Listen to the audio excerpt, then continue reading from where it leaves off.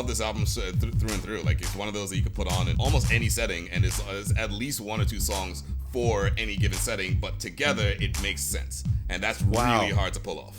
Yeah, D, I didn't even think of it that way, but you're right.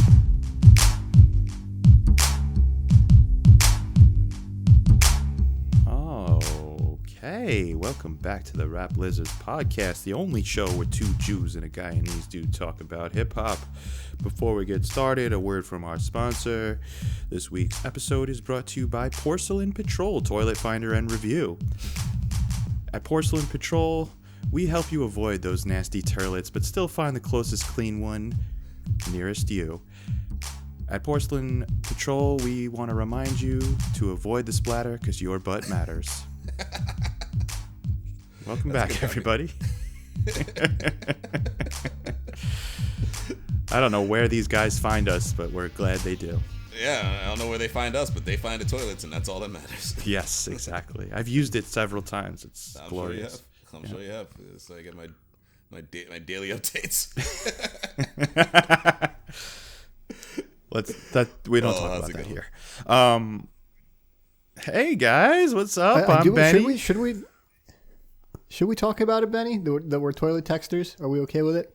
I'll mention it. I text, especially Dion. Sometimes I include Gary on this. I text the title of today's dump almost daily, so I will. We brightens my morning usually. It's usually like a movie title, or it sounds like a movie title in a descriptive way of the type of morning dump I have, and that's okay. Dion, no comment. I look forward to it. What comment could there be? What comment does there need to be about a daily dump update? It's kind of weird. I can't say I don't do it, because I respond when I'm taking my daily dump. I just usually respond with something like, "Oh Jesus." I'll put it. I'm gonna give. This is we might. Okay, I'll just say it. One of the best ones I ever did was on Valentine's Day a few years ago. It said, title of today's dump, The St. Valentine's Day Massacre. Oh. Okay, moving right along. If this is your first time listening, you might be surprised to know that this is a hip-hop podcast where three dear old friends get together and talk about the music we love. It's an appreciation of music. This is not, I cannot stress this enough, this is not a music review show.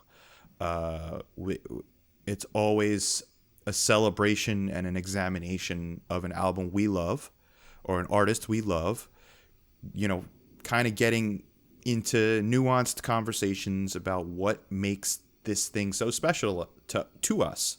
I'm Benny. That's Dion. The shark is Gary. Hey yo. And we've been doing this since well before we put microphones in front of our faces. So we just it comes easy to us to discuss why we love something, and we try to leave the hate out. Right? We're not going to talk about an album that's trash because what's the point? That's wasted energy, right? So this week, it was Dion's pick. Oh no, it was Gary's pick, right? Mm-hmm. Yeah, that's right. So Gary picked the latest album by Tyler, the Creator, Call Me If You Get Lost.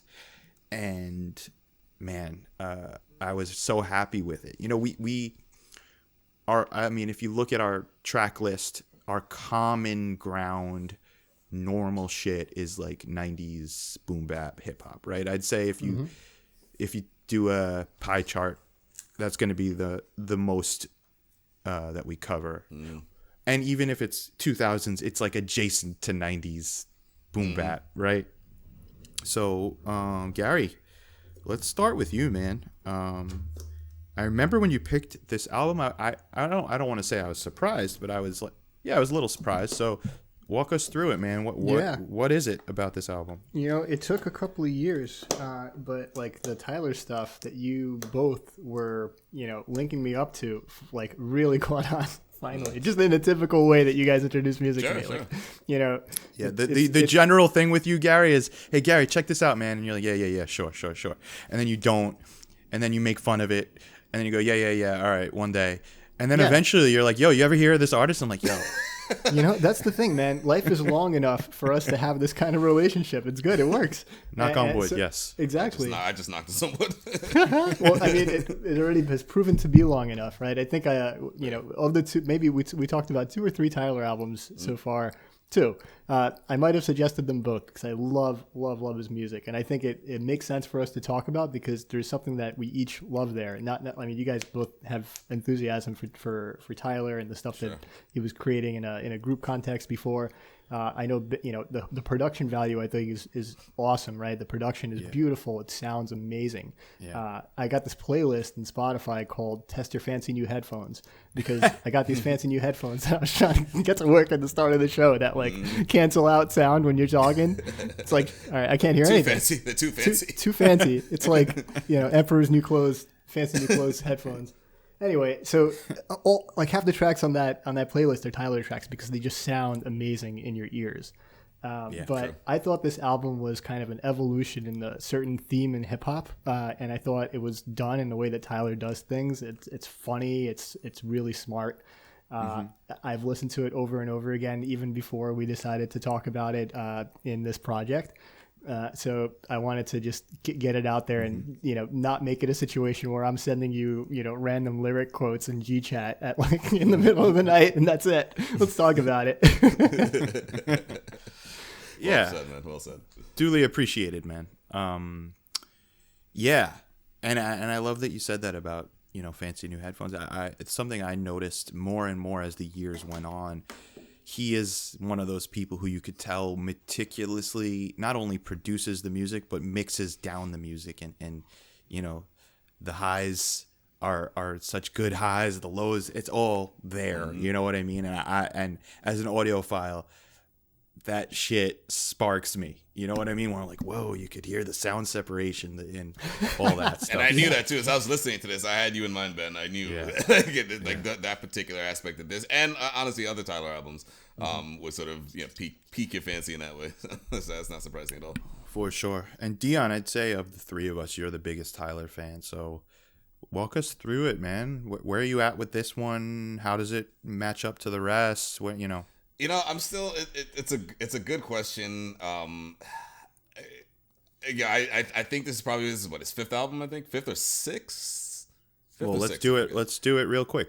Is Bastard? Would you consider Bastard an album or a mixtape? I think Bastard is more of a mixtape. I think Goblin would be considered his first album. So let's just say Bastard for the sake of argument. Okay, yeah. So Bastard, Goblin, Wolf, Cherry Bomb, Flower Boy, Igor. Igor. This is 7. Including or 6, 7 or 6. 6 or 7. Yeah. I'm putting this there. Like Wolf, I think is still my favorite Tyler album. Which is funny enough we haven't actually done yet. Yeah. But this is probably 2 or 3. Like just the leaps and bounds that this album took, even from Igor, which in itself was a masterpiece from last year I think. Won the Grammy and everything. But yeah, there's just something about this album, like the maturity of it, which me and Ben we were just briefly chatting about in the pre-show. It's just and like I said, like just sonically too, just the music composition, the samples that him and DJ Drama use, which Ben, I know you have thoughts about DJ Drama. We'll touch on that. We'll get there.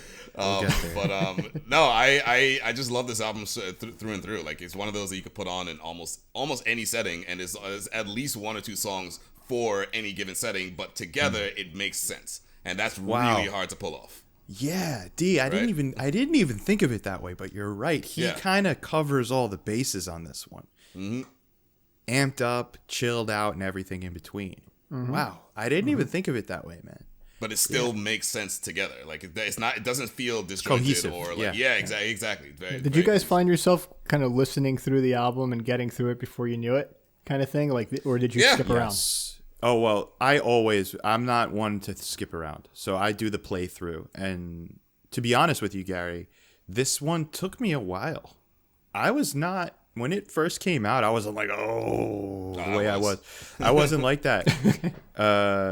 It took me a minute. It's different, different from all of his other projects, to be honest. And yeah, I just it not to say I didn't enjoy it, but it took me a while to, I guess, understand it and like be aware of the journey that it was taking me on, I guess. And Dion, you touched on it a little, but this might be not.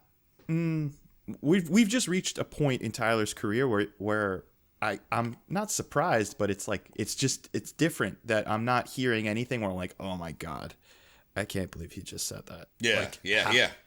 How is someone allowed to say that? Because that was part of, I don't want to say the appeal, but I'd say part of the reason he became so talked about in popular the shock value culture. Of the there things he was saying and doing. Similar to the way Eminem blasted onto the scene in '99. I think a lot of the buzz, right? If Eminem came out with the same exact skills that he had, even as I agree with everyone who says that Eminem is as big as he is because he's white. Like, obviously that's true, because we don't have to get into all the social fuckery about that. But but I do believe if Eminem just came out with all of his same skills, but not talking some hateful, like overly offensive, controversial shit, he would never have had the fame that he had. Or at least he wouldn't be nearly as famous. Like, he'd probably just be like another rapper that fizzled out in like a couple of years. Like almost like a cannabis. Yep. Right? It's like, this guy's got skills, but he doesn't have that thing to...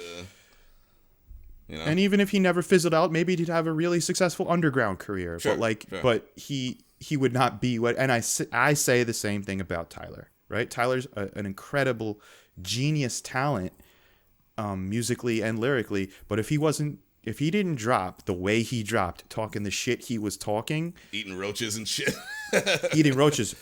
hate speech. Yeah. Even though we've learned that he, a lot of his journey was discovering that. But he is also queer, but he was speaking hatefully in the beginning, and that whole trip of like offensiveness is why he became so talked about and recognized at first. But that being said, this is like, I remember like listening through and being like, okay, I didn't hear anything where I'm like, oh, no. In fact, there's a couple like apologies in it for his past behavior. It's in this, included in this album. So that right away goes again to one of the first things I was saying. It shows his maturity. Well, yeah, he talks about it being like, it's the vernacular he uses, right, in his music, right? Like it's almost like the. There's a tribe song on Midnight Marauders that talks about this, right? Like, my mouth is like a doo-wop as I start to spray. It's like he can't help but say the word bitch in the first song because it's just part of the flow of his words. And then at the end of the song, he's like, I didn't even want to say the word bitch, but it sounded good. Yeah, right. That's a good call. Yeah. I kind of forgot about that. Yeah, you're right, Gary. It's interesting to see him like this, and Gary. It's funny, man. When you picked this album, like. I was psyched to talk about this, but when I started listening to, again, my initial experiences were not indifference, but like, I guess, confusion. Mm-hmm. But listening to this kind of brought me back to Igor. And listening to Igor, I remembered it took me a minute to get onto Igor, right? And what I've come to really appreciate about Tyler and artists like Tyler who have trajectories similar to Tyler is, I fucking love an artist that evolves and an artist that goes under several transformations. So, like, for instance, Flower Boy, I really liked when it came out, but it didn't really land the way Wolf and Goblin landed for me, because Wolf and Goblin were about like beast mode, intricate bars. That's what I love. I love production and intricate spitting. That's really where I'm at.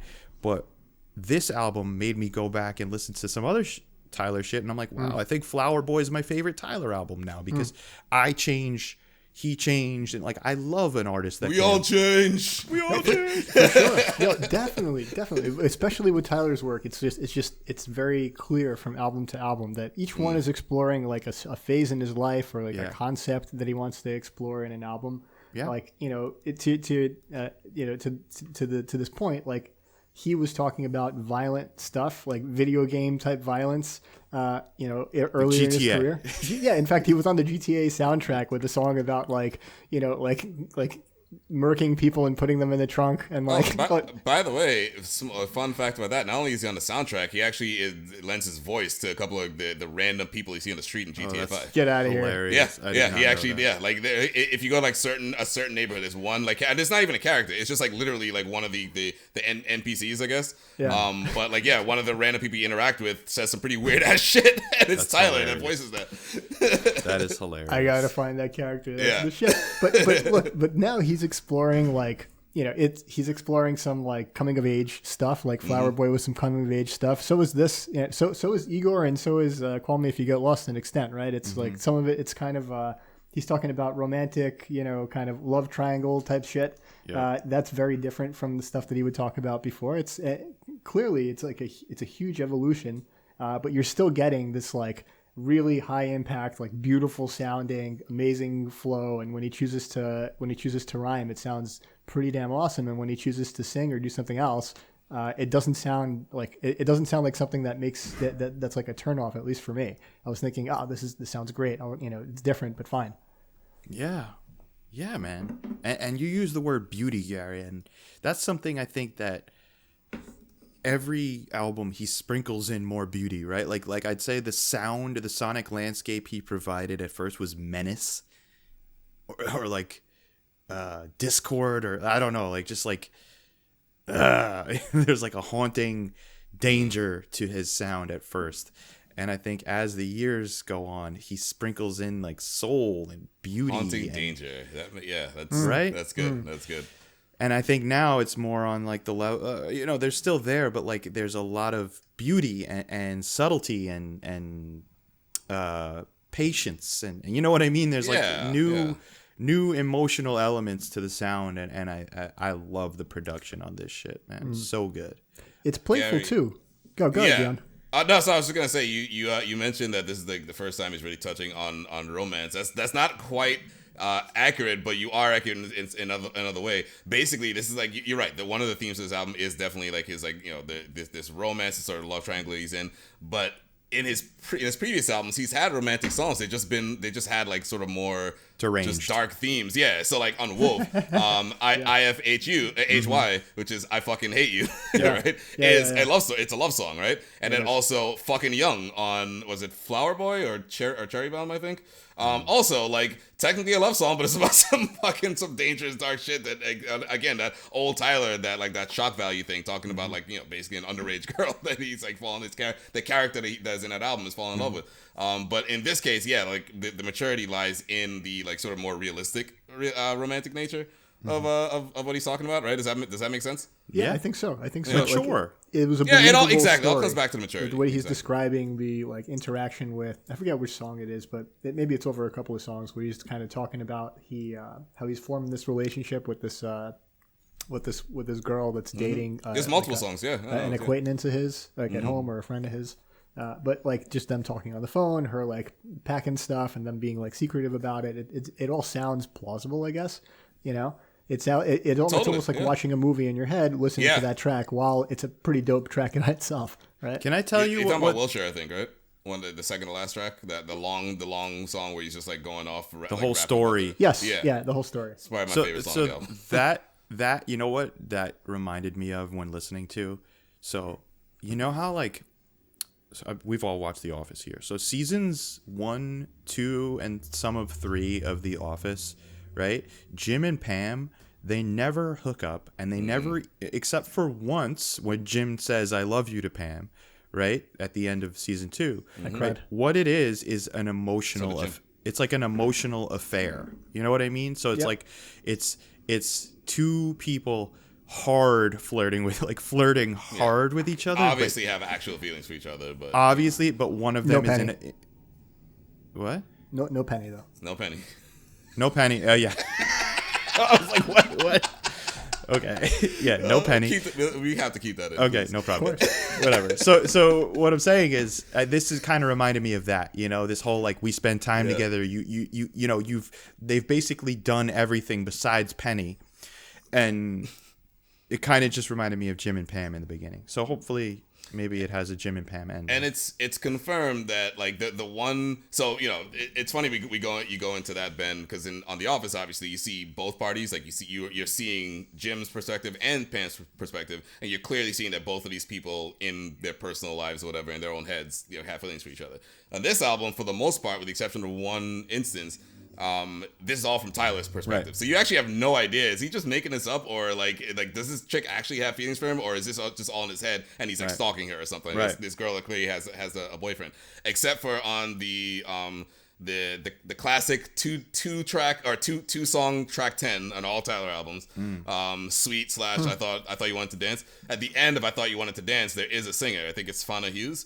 Who comes on, and basically like you assume that this is finally the female's voice, and she does confirm like in her singing, like she's like I forget the exact lyrics, but it's like she says I saved the last dance for you. Saved the last dance for you. I wish our timing was better. I think like she alludes to it so in that way, again going off to Tyler's maturity. If it wasn't for that, you might have left this album thinking it's like this is all sweet and everything, but this also could be a fucking crazy dude. This could be another one of Tyler's crazy characters. Just like this is from his perspective, but just even putting that female's voice in that is supposed to be the person that he's after. I just sort of wraps up the album and confirms like this is actually real. Like this is speaking from the heart, and again, like Gary was saying, a very very realistic sort of situation that he's in. That sounded dope too. That ending, it's amazing. Dude, can you talk a little bit about? I didn't realize this until you just said it. Like every single Tyler album has a 2-track like wrap up. I think almost every Tyler album, track 10 is two songs in one. So it's always gonna be like in this one is Sweet / I Thought You Wanted to Dance. On Wolf, it's Party Isn't Over / Campfire, and I think there's even another one. He does it on all of them. I'm looking right now. Track 10 is Fucking Young / what is that? Like I can't tell what the other song is. Oh, Perfect. Fucking Young / Perfect. So yeah, every Tyler album, track 10 is a split track with 2 songs. That's pretty cool. Pretty cool. I didn't even realize that. Wow. Dion, you are the master of detail. Hey man, that's what I'm here for. Professor Dion. So I just want to get it out of the way because I've been wanting to talk to you guys about. I've talked to Dion about it, but I've been wanting to mention it. There's one thing, and I think like even if I didn't talk to Dion about it, and probably Gary, you could probably guess, knowing how particular I am about listening experiences, the one thing that kind of still drives me fucking nuts about this album. Gary, do you know? I actually don't know. Okay, I'm trying to guess. This is gonna be. I'm gonna have to get this out. Okay, I'm gonna start not even talking about Tyler's album. Right? I love mixtapes. Except for one thing about them. I fucking hate. Sorry, that's a harsh word, but I fucking hate when the DJ shouts over the fucking music. Okay? I understand that like a lot of mixtapes are like hosted by a DJ and they're the ones that promote it, so they get to fucking whatever. But to me, it's literally the experience of listening to like a dope song with dope bars when the DJ goes, yeah, you're listening to Tyler, yeah, boo, like whatever it is that interrupts the fucking song. The experience I could relate it to is imagine like you're having great sex, like just great sex, and then there's a guy in the corner going, yeah, you're watching Benny, and his form is immaculate today. What? Dude, that's good to know. I mean, I think he's doing that to you on purpose, actually. I really think that Tyler is trolling you and donkey punching you like this. Well, no, I was watching an interview with Tyler, a great interview, and I want to talk about more that he said. It was on Ebro, with Ebro and Rosenberg on Hot 97. It was a great interview, really great. And other things came up there that I want to talk about. But like what he said was, so now let's talk about Tyler and DJ Drama, right? He said, right, for like the kids who like were lost going like, why the hell is there a DJ shouting all over my album, is he grew up on DJ Drama's Gangsta Grillz mixtapes. Yep, exactly. It's like an integral part of his upbringing in hip hop, and DJ Drama is like the mixtape king. Let's just call it how it is, right? Some of his mixtapes are some of the most successful shits ever. Like he's the guy you hear in your nightmares. Kind of, but well, think about it. Like Lil Wayne, right? Like Lil Wayne made his mark as like Like he put himself in the conversation of GOAT status because of his Gangsta Grillz shit that he put out. He put out these free mixtapes where he was spitting some of the hardest shit you've ever heard, right? Mixtapes are such an interesting thing, and I think we should cover them on our show because there's artists put their heart and soul into these things that they then put out for free. Because Abstract and the Dragon, we brought up a couple times. We may want to cover that. Abstract and the Dragon. I think Royce 5'9" put out like four of the greatest mixtapes ever. Yeah, like they're better than some people's albums, right? So like it's just like this thing, right? And a part of the thing is that the DJ is going to shout over it. It doesn't make sense to me. To me, I think it literally, it's like taking a fucking beautiful painting and then just like writing over it in Sharpie, like, yo, I love this shit. But in a sense, that's what they're doing, man. And I think that's like, so I have a theory. Yeah, I think I'm about to agree with what Gary's about to say, but yeah, go on. Yeah, dude, like the day that you guys preemptively agree with me, you will, I mean, just famous last words. Anyway. You're fucking right. You're absolutely right. I take it back, knocking on wood for that. Why don't you take this one, Dion? No, please. I'm curious. Yeah, man. So I think that what he's doing is he's inserting the like obnoxious sound almost as a counterpoint to this song that it is usually really absorbing, and he does this a couple of times. Like you hear the Gangsta Grillz shout out in the middle of like him telling a touching story about how he got his mother a gift, right? Like you hear that shout out in like in the middle of like I'm going to embarrass myself here. There's a genre of Latin dance related music where there's like it's 3 steps, I think, and I'm fucking this up already. No. There's a song that is like, has salsa. A typical pattern, like a salsa pattern, and he's got that he's got that shout over it as well there, right? And it just sounds dope and it sounds weird, but I think he's doing it almost to add texture to the music and to like call out that like he's just fucking with the genre, just fucking with it. Yeah, I get that, or I think maybe it's a tribute, but I think that just that decision, it's like eating a fucking beautiful meal, but also there's glass in it. So here's my I have multiple thoughts about this. So Gary, that's not quite what I thought what you were gonna say, but I do actually agree with that to an extent. The first thing I'll say is I think that, and to sort of, well, no, it's not even pulling behind the curtain. It's literally made it to a podcast, and we interviewed Ben, if you remember, when we were introducing like Czarface. You obviously didn't do this on purpose, but I called it a rap duo. Yeah, you forgot to mention 7L, and SO called us out and was like, no, you remember 7L's part of it. And I think that's a big part is that, a lot of times the DJ's forgotten, especially like these days. Back then, it's always, and which makes sense. It's always the MC. The MC is the forefront. The DJ, though, like puts in just as much work, if not more sometimes, than the MC. So I think in a case like this is like drama, just like, putting it, and any DJ, the Funk Flex, anyone that does this, it's like reminding you, it's like, hey, the MC is doing their best to take care of me, but like I also got to take care of myself and put myself and let you know, like, hey, this is me on it. Is it somewhat a little bit selfish? Sure, I just have no problem with it. Who says this? Who says that my MC is my catcher and my DJ is the catcher? He's my man. In a way, he's the one that provides the plan. It's a Wu-Tang line, but from what? Jizza on 36 Chambers. Yep. Clan in the front. So that's one thing. The other thing I was gonna say, Ben, I don't think it's as disruptive as you're saying. Like, I don't think there's any point where it's like let's put it this way. There's never a point here where I felt that I was losing musical value or losing content because of the shoutouts. In fact, I embrace it. I actually, this is one point where I completely disagree with you on this, because I think that it is great homage to the mixtape sort of sound. It's kind of, it gives it a very throwback feel. I think without the shout outs on this, the album would have a different sound. I think it would sound a little bit, and you're saying that you prefer that sound. Mm-hmm. I think that it brings it gives it a certain edge. If I can, it does. I think I've landed on that word. It gives it an edge. And it gives it just sort of like an extra thing about it. I don't know. I embraced it. I fucking loved it. I have to say I was with you, right? Because let me make another point. Then it's tangent to this, but I mentioned at the top that this album evolves the way that certain like themes are talked about in hip hop, and I think the thing that evolved here, and maybe this is central to the theme of this album, if every album has a theme to it, and it's how flossing is done.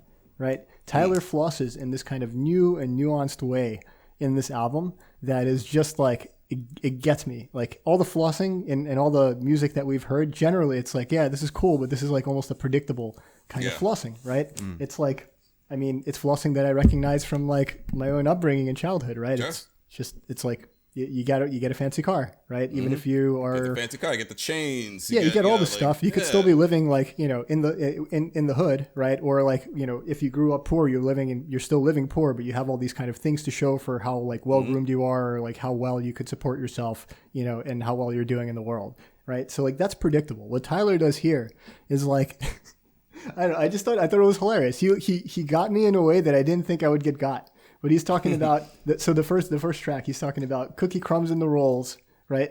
Jet fuel scented vest, swim trunks in the trunk, Geneva water the best, passport looking thick, my afro need a pick, my skin soak up the sun, I ain't shaking hands with you bums, right? So like he's talking about like being so comfortably wealthy that like not only does he have a fancy car, but he's like chilling and like eating cookies in it and getting cookie crumbs all over it, right? As if it's like his like Honda Accord or whatnot, right? Yeah. So that's the kind of thing that I think he brings to this album, and he talks about several times in here that where it almost would get cheesy and it would get like too weird if he didn't bring it back using something like the Gangsta Grill's like shout out in the middle of like him telling a story about how like he used to be poor, but now like he got his mother this like, you know, awesome like gift or something, and she was so touched and it was great. And then he's got the like gangsta shout outs in the background. Or he's talking about what else? A really good example of this. He's talking about in like an interlude during a song how like, in case good things happen in your life, you got to keep a couple of picnic blankets in the back of your car. Yeah. You never know when you might have a good picnic opportunity. You know? It's like, yo, that shit is so gangster. That's the most gangster shit I ever heard. Ben, we're not hearing you. Can you hear me now? Yeah. Now we can hear you. All right. Edit that shit out. Fuck. All right. So, Gary, I'm sorry because we're on a roll here. Yeah. I got to say, we are sharing a brain, you and I, on everything except this fucking thing. Yeah, okay, good. And again, let me just get it out because I don't want Gary are simpatico on this, man. I'm sorry. It's okay. I have to get it out now because I don't want to. It's like I have to have a release valve for this shit. Yeah, of course. So, here's my whole take on it, right? Dion, I want to just rebuttal a little, like that whole the DJ needs to be known to thing, right? In my opinion, right, there are different roles to play. Okay, so the artist who releases the album, who writes the music, and who produces the music should be the one getting the shine, right? On mixtapes, when the DJs shout their shit, they're not the ones producing those beats. They're just putting the mixtape out. Right? Here you go. Here's the free mixtape hosted by me. Most of the time, they haven't produced that music, right? Maybe Bar Exam 1, it was all recycled Primo beats, and Primo was hosting, so that kind of makes more sense. And he was kind of out of the way for most of those songs. He'd have... But when someone is shouting these things during a song, right? It is this whole like, no, look at me. That's how I take it. It's like, I'm here too, guys. But like the I'm here too, guys. It's like, again, here I'm gonna go with more similes because I thought of all of these as I was going. Do it. So I did the sex with someone shouting commentary, right? I did the delicious meal with shards of glass in it. It's like going to see this beautiful movie, right? So this album, I agree with you, Gary, right? It's this new context of Tyler. It's this new thing. It's this new matured, kind of chilled out, like sense of the world. Like it's not this excitable 19-year-old kid anymore. You know what I mean? He's an adult here. But it's like going to see a beautiful like artistic movie and like some guy is in the fucking crowd going, "Oh shit! Look at that like shot. It's a beautiful shot, yo." Yeah, oh my god, his acting is so good. It's not like drama's interjecting saying, "Yo, this next line is about to be this," and then Tyler says the line like that. In that case, yeah, that would be a good comparison. But like, it's just shot, you know. To me, it's the contrast is too stark, and it's like just like it's too much. And like even though I would argue that like Tyler, I think purposefully mixed drama's voice lower than it normally would be. on like a real mixtape, it's still there. It's this element that, if in my humble opinion, which is not so humble, if it were non-existent, the album would be a better listening experience. It would be this new avenue for Tyler to explore, and there would be no disruption. I look at it as a disruption, and that's it. That's all I'm going to say. It's how I feel about every mixtape. I fucking love mixtapes because in my opinion, MCs almost come with harder shit on a mixtape because it's not really a narrative. It's just like, look, like they flex. Yeah, they're usually not like handcuffed by record labels and shit. Right. Too. That's another reason. And they flex their pen in a way that they're not going to flex on like a song that might be intended for radio or mass consumption. Right. So I love mixtapes, but I fucking hate when the DJ... And I even hate, you know what I fucking hate even more than the DJ shouting over the music is when they go, hold up, bring that back. And they have to rewind it. And then like play it again. Like, that does not happen. To be fair, that happens not a single time. No, it doesn't happen on this album. But You're to right. be fair, Funk Flex is the fucking king of that shit, as we all know if you grew up in New York. Yeah. I will just say this to that. At the end of the day, you know, this may not be. I mean, I'm assuming this was not Drama's decision. This is Tyler's decision. Oh, yeah. And Tyler wanted this, so if this is how he wanted the thing to sound. Who the fuck are we to be like, yo, you should have done it a different way? It's one thing if it was, motherfucker. It's one thing if it was the DJ who, after the fact, came in and added all these things, and it's like, yeah, and now he's putting his stamp on it. But I guarantee this is all part of the plan. And I wonder if it's because. So I don't know if you guys know, but on was it Juggernaut or is it Lumberjack? It's either Lumberjack or Juggernaut. I think it's Lumberjack, where Drama comes in and he almost has like a verse, right? That was fuck. I forget what it was. It was. I'll tell you right now. Now. It was Corso. Sorry, it was Corso. Okay. Which, by the way, the video for Corso is fucking fantastic. If you haven't seen it, but on Corso, Drama, if you notice, has a little bit. You know, he talks a little bit more. That's because A$AP Rocky was supposed to be on that track. Like Tyler left a space for him to be honest. I don't know if he was like supposed to or if Tyler just wanted him on, but essentially he kind of never returned his call. So they had to lay the track down, and so there was a space. So Tyler's like, "Yo, Drama, just do your thing," and that's why in that song, Drama is just like going off on like, you know, kind of half a verse.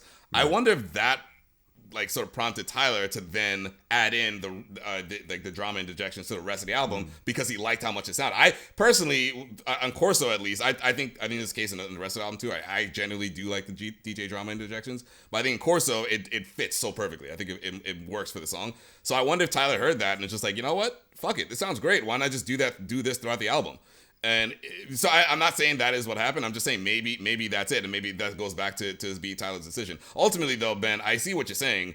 I respect the opinion. I just completely disagree. But I hear where you're coming from. But yeah, this is like one of those things like where it's just me. I know it's just me. I'd say like by and large, 96% of hip hop fans don't give a shit about. I would say what your argument makes sense too. Like that's what I'm saying. Like I truly understand what you're saying and where you're coming from. All I'm saying is that it just doesn't bother me. It's not the same experience. I get that. Right. Guys, do you recall? I'm trying to think of a before and after. Right? There's a song on the Busta Rhymes and Q-Tip mixtape. The Abstract and the Dragon called Thank You, right? And Thank You came out separately. It was released on maybe a Q-Tip album, maybe somewhere else. It was like as like just a radio single. Thank you. That one. So on the mixtape version, there is a pretty long lead-in with of people talking and like with the DJ talking that gave it that like mixtape radio, you know, like live feel that is missing from the radio version. Radio version just kind of kicks in maybe 45 seconds into the mixtape version, and it's different. It has a different feel. I have to say that because of my personal preference, I would prefer to hear the mixtape version because I have the feel of like something raw being created versus like something that's a little bit more polished. I like that version. I actually like that version too, Gary. I'm not going to say I don't love it sometimes. Dude, in the same, like, right? So when you listen to that version of I Want to Thank You, right?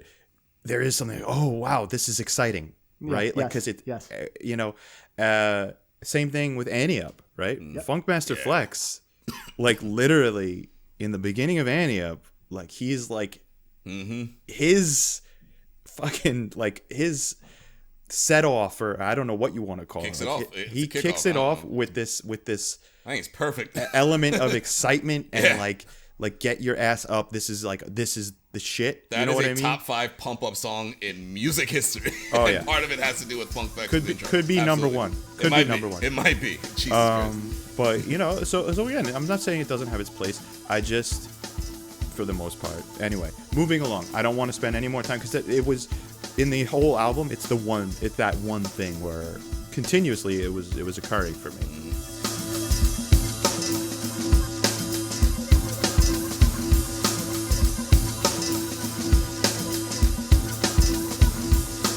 So, can we talk production for a bit? Yeah. So, because Dion, I'm sure you know more than we do about, or maybe you do too, Gary, about like what went into the process. Because again, a lot of times I come in with just the listening experience. I'm not one to go and research much. So I want to know, Dion, if maybe you know, are there high levels of instrumentation beyond Tyler's keyboards on this one? Because I know there's a lot of synth here, but it's very varied. You know what? I haven't found that particular like that in particular in my research, but what I will say is that in listening and going through all like the samples and everything, there's more samples on this than I thought there would be. If that makes sense. I got that sense too. Yeah, a lot of the instrumentation, a lot more of it comes from sampling than I would have thought for a Tyler album, and that is not at all to discount or to complain. Quite the contrary. I think it works perfectly for this. Yeah. But like, yeah, as I said, I do. I think a lot more than I realized. Like, oh, right, that beat is straight up from this 1974 song. They changed some elements. So yeah, that drum line and that like guitar riff is like lifted from so there's a lot more of that. So. It's a little hard to tell how much like live instrumentation are. There's some songs that have no instruments at all. They have no samples at all. Right. And on those, yeah, I think those are live. But I think for the most part, more than I thought. Yeah, there's more sampling for that. Those sort of like the rhythms and the beats on this. Yeah, I get the sense of more tonal variation, and I guess that does come from the samples. I think, right? yeah. I think like, that's what it is. I noticed some strings or some textures that you didn't really get on. Igor was like almost entirely keyboard heavy. Yeah. You know what I mean? MIDI. Yeah, like I don't remember like I don't. You know when you have certain things when you think of albums like drums and like a heavy kick is not something I associate with my memories of listening to Igor. Right. Like not the same like on Cherry Bomb, it's the complete opposite. Like Cherry Bomb is nothing but just like it kicks and very percussive. And yeah, exactly. Whereas I think you're absolutely right. This one sort of evens it and like sort of levels it back out a little bit. Yeah. And the experience there, again, it added to this whole idea of next chapter in Tyler's sound. Right. And I love that, man. I really love that experience. And I want to just give a shout out to him and the production of, I love, you know me, right? There's something about when I listen to a song that by and large, like, it's like, okay, this sounds like this loop was crafted, right? Like I hear a loop and then they really didn't do much. And then, you know what I mean? Like I there's nothing that like kind of turns me off more than laziness. If I'm spending my time listening to your music and like when I really listen into the beat, okay, it's a loop and it's not a loop I love. There's some, like we always talk about Blat Owl by Busta Rhymes. I love that loop. It's just a loop, but it's a fucking great loop. But by and large, my biggest takeaway from this album is Tyler's relationship with movement, right? In music, right? So like in classical, when you listen to a classical song, each song has different movements. You know what I mean? It has its I always forget of the first part that has all of its themes in the beginning. The arousal. I don't know about classical terms, so yeah, I'm not the wrong person to ask. But Kate would know. Overture. Okay, right. Yeah, So there's the overture, there's the beginning, there's the middle, there's the climax, like all this shit. And I think a lot of Tyler's songs are like mini versions of that. There's this like you get this experience with Tyler where it's like, okay, like he just portrayed a musical theme and now we're going to move into the B part of the song, which is a completely different emotion. Yes. The textures change, the vibes change, right? He goes from ba ba ba ba ba ba to I am in this vibe now, and then he might bang out with a. So I love that about Tyler. And it's not just some dude beatboxing throughout either, right? It's like it sounds like an orchestra. It sounds absolutely beautiful. Although I'll like beatbox a whole song in the shower, like, and it'll like just hearing the orchestra in my head. It's that good, like going through those different phases of the stages of the song. Like you're so right, Benny. It's like a classical piece of music. Yeah. And I love that about him. But this is not the first time. I think you mentioned this. This is certainly not the first album that Tyler does it. This is what he's been doing since. Like at least Wolf. Exactly. I don't think he was doing the Shit and Goblin and everything. But yeah, on Wolf, he definitely started having those. You gotta appreciate Tyler as like one of the few who is as talented in the production lane as he is on the bar and lyrical. Yeah. You know what I mean? You like, let's list them, right? You got Tyler.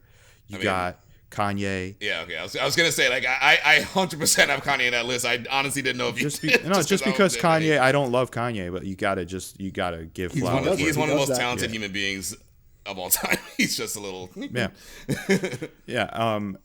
else? Dion. Let's talk about an underground cat who has just as much skills in the production. Mm-hmm. He's the triple threat. I mean, right? The ultimate fucking Doom. Doom, Q-Tip. Right? Yeah, Doom, of course. Q-Tip. Of course. There's a few of them out there. Havoc of Mobb Deep, right? Like I didn't know he. Havoc produced every beat on Mobb Deep's album. I did not know that.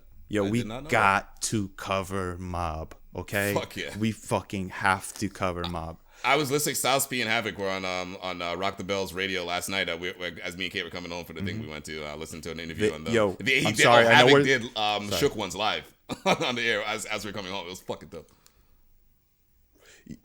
Bro, anyway, I know we're talking about Tyler, but the new Havoc and Styles album, it's called Wreckage Manor, which basically is Havoc and Style, but different synonyms. So Wreckage for Havoc, Manor for Style, so Wreckage Manor. It's so good. Highly recommend to you guys.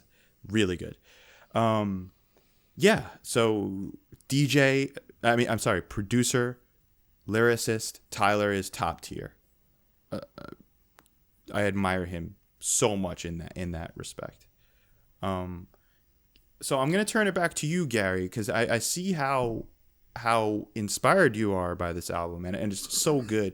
There's nothing better than when we all come in on a similar page, right, with this stuff. Sometimes if you go back to like our Lyterics episode, maybe it was just me who was like super amped on it. Dion kind of like, then Gary, I don't know, you know what I mean? But like, or for instance, the Danny Brown, the Lyterics one went in and out for me.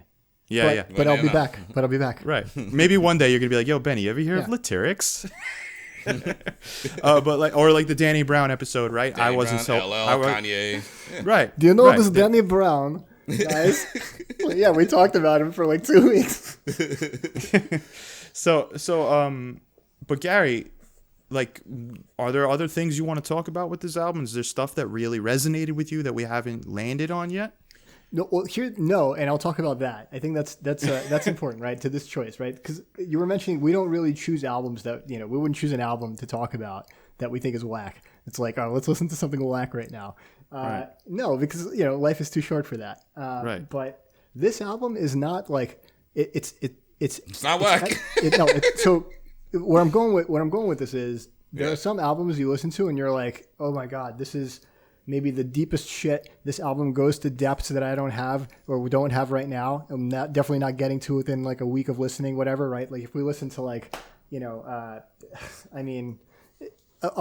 of the material that we covered, we could cover like again Royce. Like 6 times, right? And like not get Royce to 5'9", right, Gary? Bingo, like Royce, or even like a simpler album that just sounds amazing that has a lot of depth, like some of the early Nas albums, right, or any of the Tribe albums that we've covered, right? We could talk about it for a long time, for many episodes, Busta Rhymes albums, etc. But it's some albums, right? But this one is a project, right? And I think Tyler works in projects. That's currently the phase that he's in, right? So Igor was a project. I think he was inspired by, I don't know, a fucking mix of the color pink and like a certain sound, and he got into the studio and the creative juices were flowing, and he pumped out this album on his keyboard and some trusted people, and like, here's a piece of music. It's going to sound amazing. It's not the thing that you're going to like dream about for years, but it is something that is going to put your brain waves in a certain set for the duration of the listen, and you'll really be jamming to it. It might influence the way that your life is going or the way that you feel. And this is another one of those albums created in this mode. I think he was inspired by this like theme of like this like elevated form of like flossing. He liked the sound with DJ drama, and he was still had this like creative like output to put out. And why not use that if you're an artist, if you've got the direct channel to God or whatnot, right? If you've got that flowing, use it. And I think that's what he's doing. It's maybe not like the masterpiece of masterpieces that you could go and listen to and say, hey, this defined an era, but in a way, this is like a pretty awesome specific piece of art that's like worth getting into, is different, and it does evolve the genre and all of that. So I don't have that much more to say in terms of like, hey, let's get deeper and deeper on this piece of music. I don't think Tyler got deeper and deeper on this piece of music, to be perfectly honest. I think that he created something that is just fucking awesome. He is a musician, and it flows through him, and through his lens and through the collaborators that he chose. Here's something that he could create that we could enjoy. That's what this album is to me. Wow. Yeah, Gary. Fuck. Every once in a while, one of us says something where I'm like, shit, like, man. Yeah.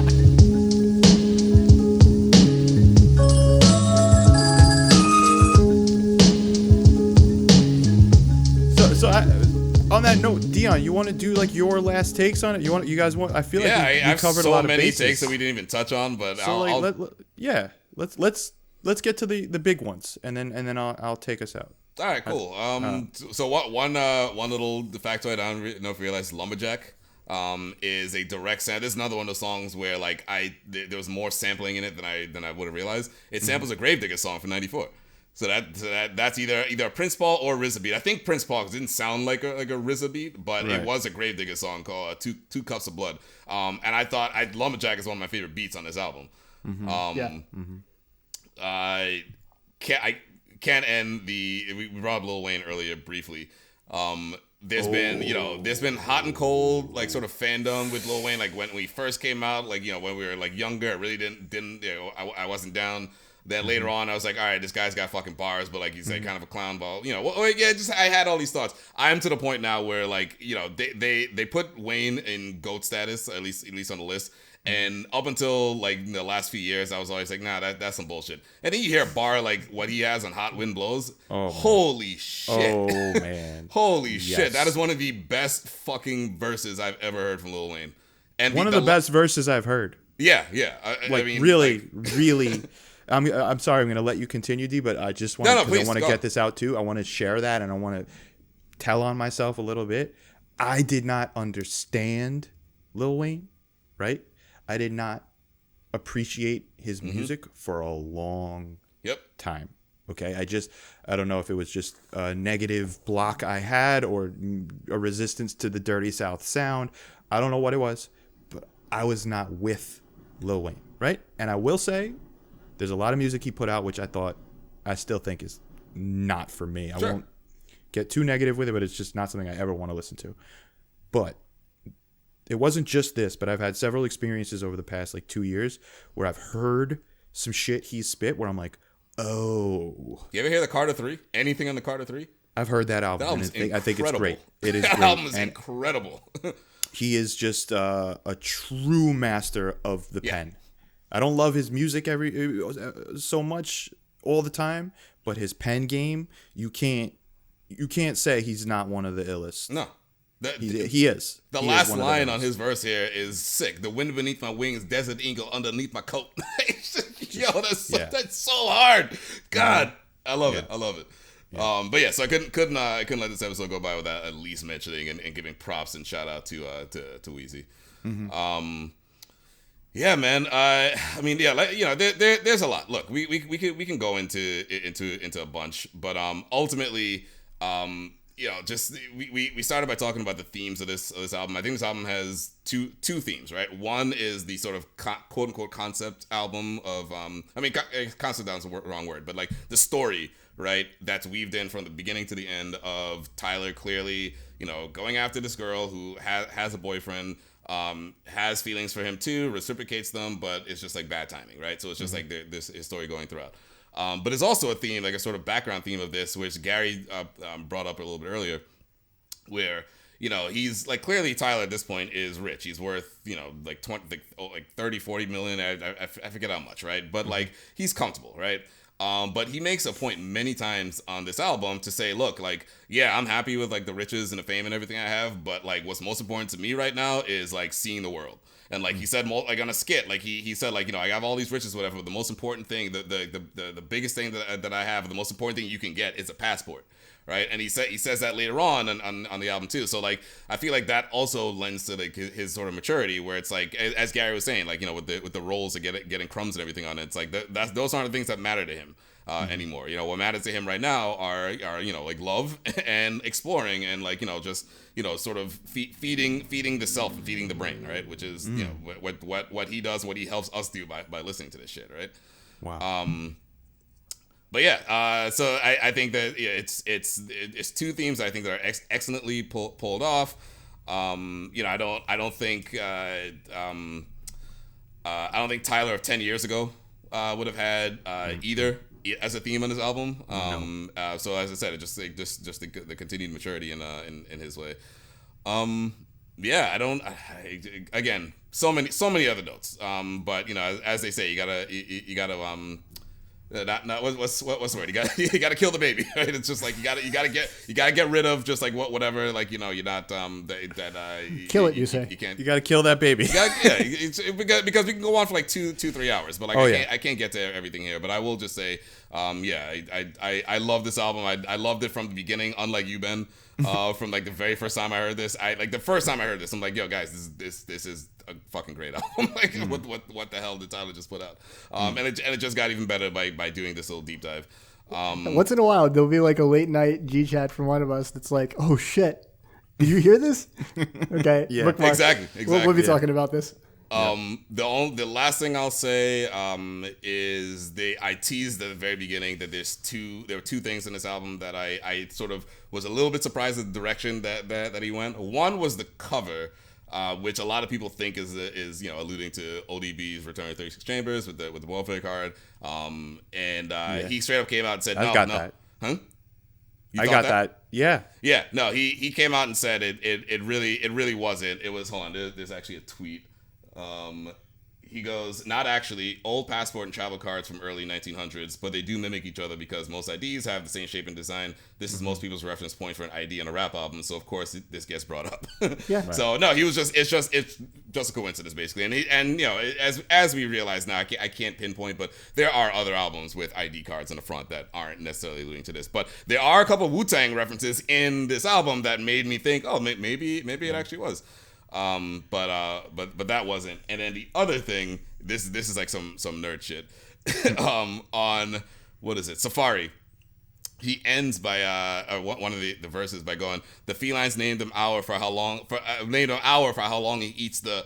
Wait a minute, right? Do you guys get that? No. Break it down. I thought, right, and I'm not the only person because there's things on this. I thought that the original line was the felines named him Alf for how long he eats the. And he doesn't actually say the word because he pussy. eats the cat. Because he eats cats. Oh yeah, because right. I should put in context the line before it rhymes. The skateboard named a bunny hop is Boladero Wolfie though. The felines named him Hour for how long he eats the. Wait a minute, right? Right. So I always thought it was Alf, but it is not. He actually said, he said wrong. It's female's name for hour. For how long he eats. So basically, he's like his name is Hour, like 1 hour, because he eats it for an hour. That's his thing. So I was like, not disappointed, but it's just like, that would have been a great fucking throwback. I agree. Yeah, Alf would have been better. Get that, you know, people our age would barely get that. Tyler's not around for Alf. That's right. Yeah, he's not around for Alf. Yeah, exactly.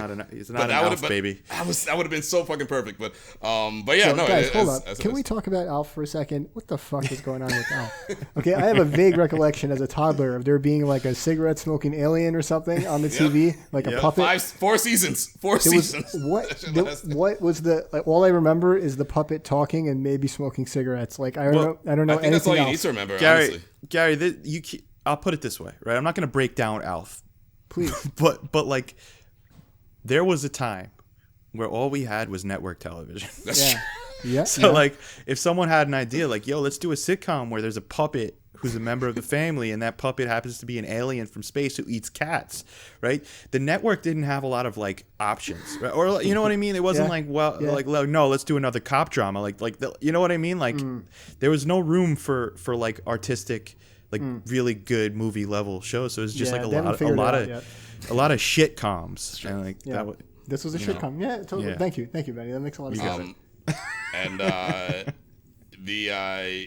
and I promise this is the last thing, but this your is thing. there's a line from formerly known as NBA Youngboy, who's on What's Your Name. I actually thought his verse was great. But the first thing he says, I'm like, that is a line that when people are courting each other, like this is a line that men and women, men and men, women and women should say to each other when they first meet if they're courting. What is your name? What do you bring? Oh, that is a line that more people should, right? Like if everyone just was honest and that was the first thing they said to each other when they started dating, what is your name? What do you bring? if neither answer satisfies you, it's like, all right, peace, I'm walking away. So I thought that was fantastic. I don't know if that's what he meant, but I love that line, and I really love that verse. Again, love this album. I will shut up. That's all I got to say. No, D, and I'm sorry we didn't get to, because I'm sure you had a lot more shit to talk about, and we're going to talk about it personally, and I hope our listeners go and talk about it with the people they love. That's what I hope this thing does. I hope we inspire people to like perhaps examine what it is about music that makes you love it. I think it's very interesting to pick apart why something makes you feel a certain way. You know what I mean? I've been doing that my whole life.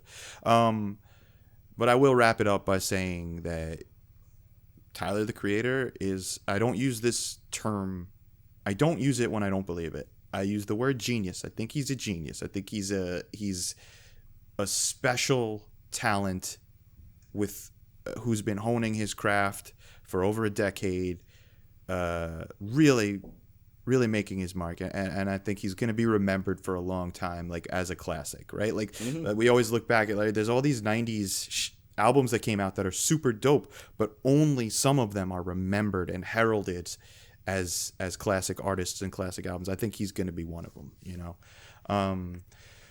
So that being said, I want to bring up my next pick, and I want to say Dion can attest. I'm curious. I want to know. I've been saying maybe we should do this, maybe we should do that, maybe we should do that. I have about like 10 albums that I've said over the past like I don't know, and it came down to yesterday's car ride home.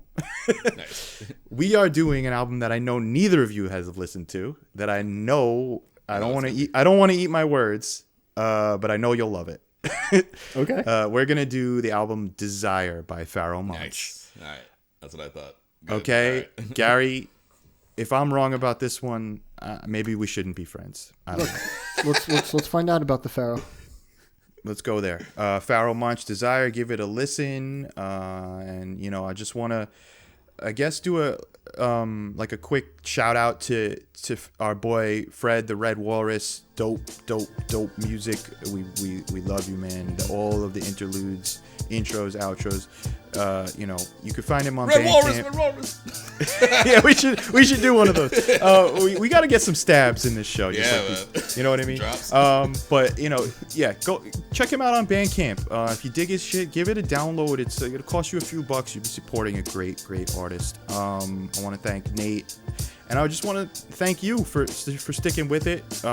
If you really dig this stuff, it would mean a lot to us if you click like. If you found us on YouTube, a like and a subscribe goes a long way. It helps other people like you find us. That's how I find my shit. So really, we appreciate it. We'll see you next time. Peace. Peace. And remember, have some self-respect. Wash your hands when you piss. Oh, yes.